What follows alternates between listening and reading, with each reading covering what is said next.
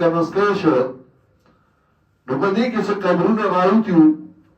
مخ به قطب طرف ته او دې طرف ته نمبري او ورسره به کټوای دوه پرتې وي هغه قبرونه چې راوتل هغې د آثار قدیمه وانه راغلي وو نو هغوی هغه کتل چا وی دا یهود دي چا وی نصارا دي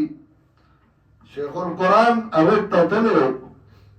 څادر په اوږه سپینه ټوپۍ وه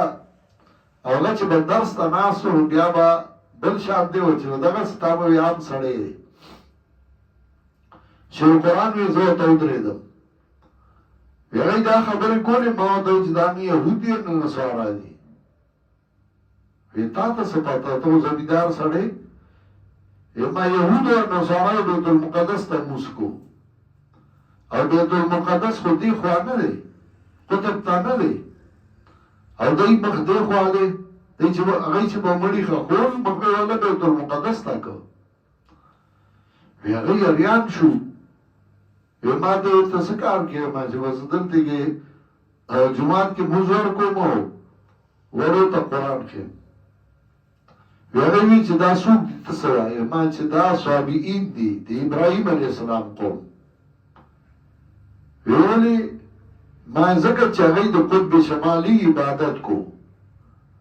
او قطب شمالي هغه ستوری دې طرف ته دی دی چې به مړي ښخول هغې ته بیا وله مخ کړه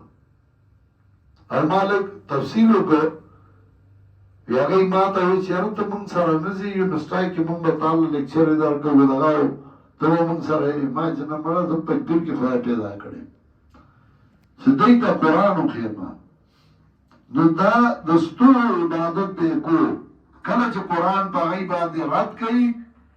نو عاجزي د نور سپمای او د ستورو ذکر کوي لکه سوره رعد 2 آیات وګورئ